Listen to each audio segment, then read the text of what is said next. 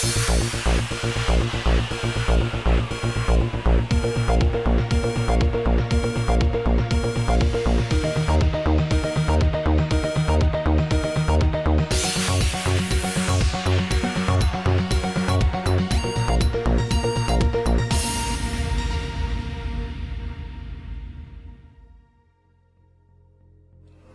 geehrte Damen und Herren, möchte ich recht herzlich begrüßen von der Resource Investment Konferenz 2014 hier in Vancouver. Wie immer sind wir auf der Suche nach interessanten Gesprächspartnern. Jetzt haben wir John Kaiser bei uns. John, nice to meet you here in Vancouver do a little interview with you. You are an expert in mining and analyzing from the Kaiser Research Online. And can you please tell us what's Kaiser Research Online?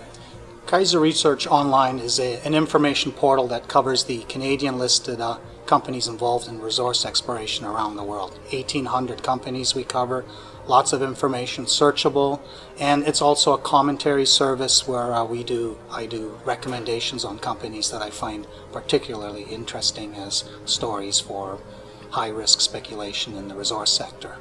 Okay, so you are also a keynote speaker here on the conference. Can you tell us a bit about what you speak here on the conference?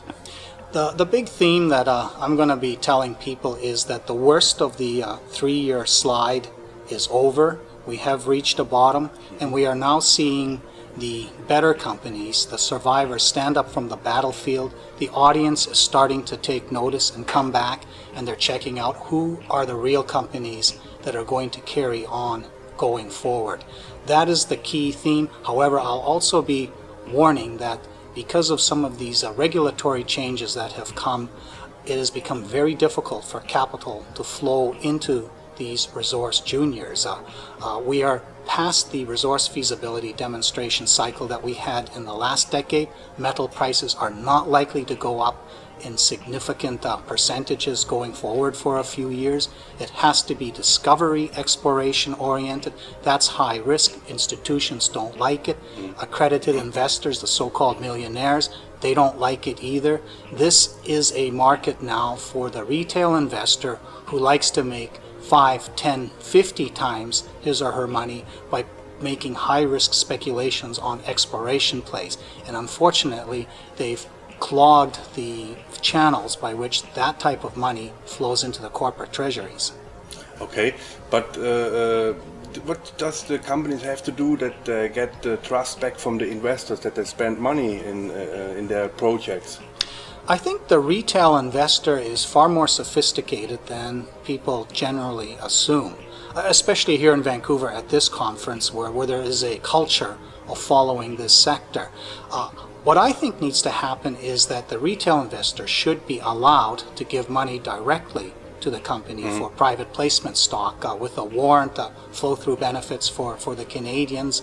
And instead of buying shares from short sellers and from existing shareholders who may have bought it cheap some time ago, they're buying shares directly from companies where they've done their homework, where they can see that here is a real management team with a real project, and they have a concrete expectation of what that drill hole is supposed to deliver. And if it doesn't deliver what was expected, so be it. Hopefully they have another project lined up that's even more interesting than the first one. Yeah, but is it not easier for the investors to spend money in a company what has a resource already built up and it's going to in production in, let's say, a couple of next 12 months or so, instead to spend again money in a grassroots exploration property? Well, the problem right now is that we've had, in the last decade, since about 2005, nearly 100 gold juniors taken over.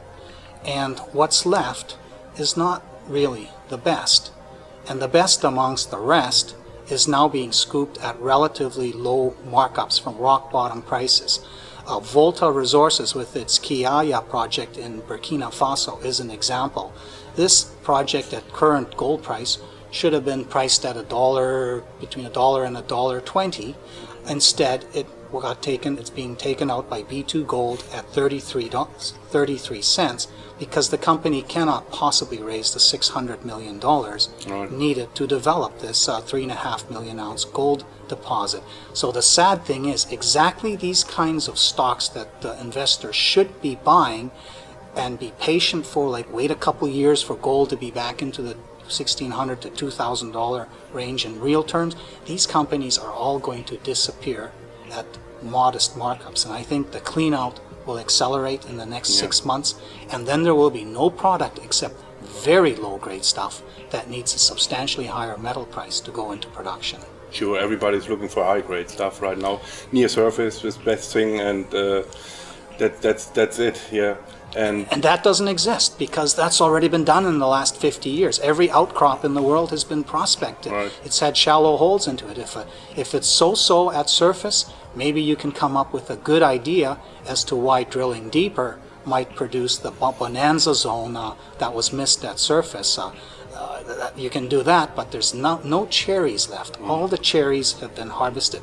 We are in a market now where there is no low-hanging fruit left. The $400 gold, 1980, inflation adjusted to the present by the US CPI, is $1,100 gold. And when gold went from $35 to $400, that worked out in inflation adjusted terms to a 400% real increase. The mining industry worldwide did a fabulous job. They mined 2.4 billion ounces of gold that used to be high-hanging fruit that became low-hanging fruit. It's all gone. We've gone full circle. $1,200 gold is just marginally better today than $400 gold was 30 years ago, except now there's no low-hanging fruit. It's all high-hanging fruit. Right. We need higher real gold prices to get this sort of advanced work going again. what should be changed in the market that we see a higher gold and silver price?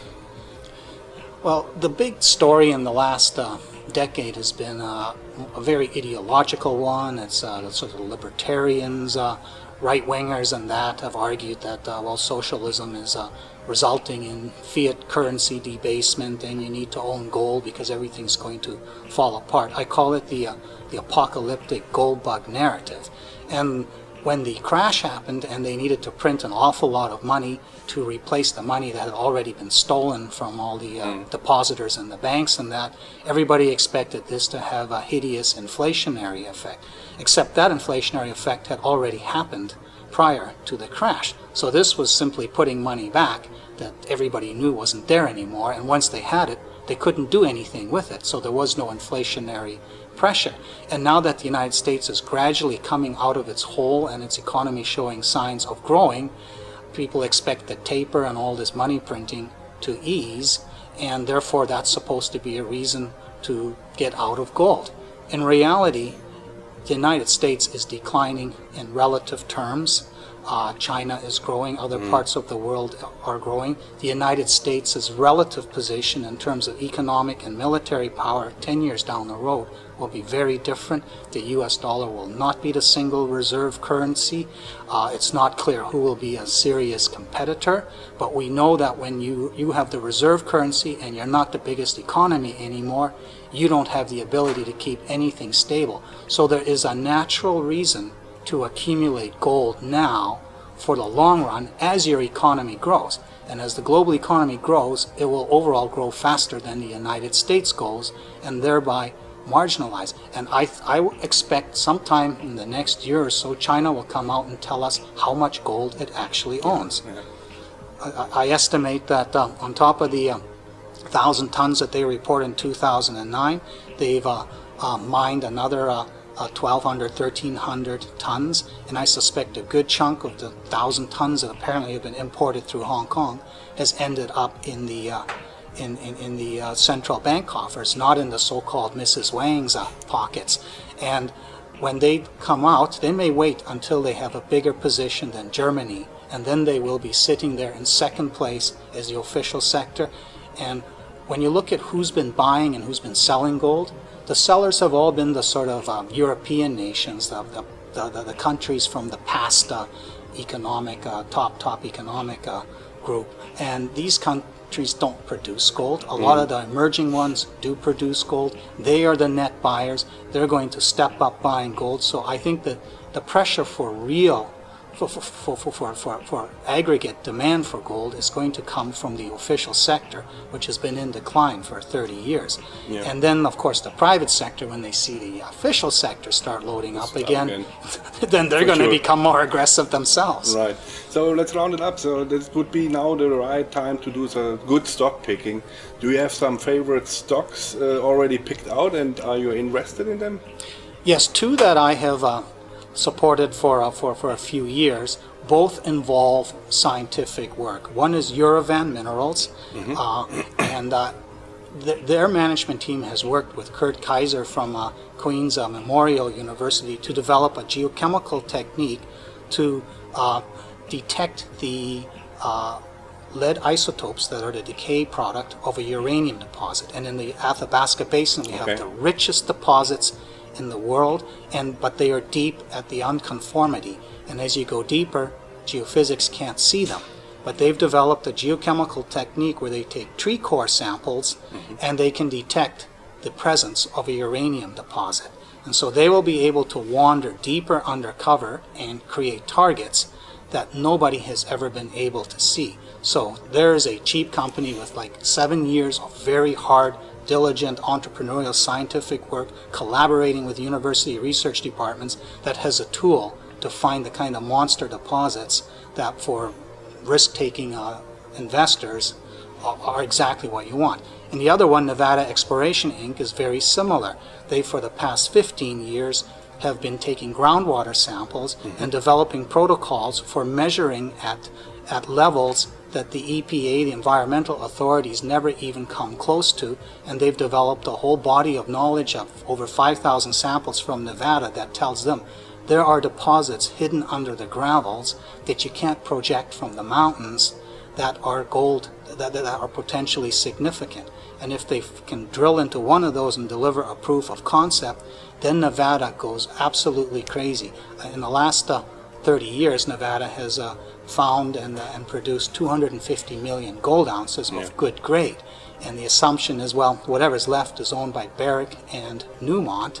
And juniors, well, they can nibble away at the edges, but they're not going to find anything. No. Again, this is a case where John Muntean, the professor at the University of Nevada in Reno, has developed theories using isotope studies and so on as to what makes Nevada so special. And if he's correct, these big deposits can exist in a lot more locations than the three big ones that are now known. And a technique like Nevada Exploration Inc. could highlight those, and once this is proof of concept, then every other junior will want to farm into the prospect and start, raise the risk money from investors to do the expensive, $2 to $3 million drill program that could deliver a 5 million ounce plus discovery. That sounds good. So it means the Nevada gold rush will come back. This would be very good for the sector because it would imply all of Nevada is prospective again. And one little company is not going to have it all tied up. So we would have perhaps the last great area play in the world where juniors can come in, and they still have old-fashioned physical staking. You cannot take your credit card and go online and tie up all the land. You still have to hire people with pickup trucks and posts and pound them into the ground and stake them the old-fashioned way. And that in a safe country. Relatively safe. Relatively safe. John, thanks a lot for taking time for the interview. It was really impressive, and see you next time. Stefan, it's been a pleasure. Thank you.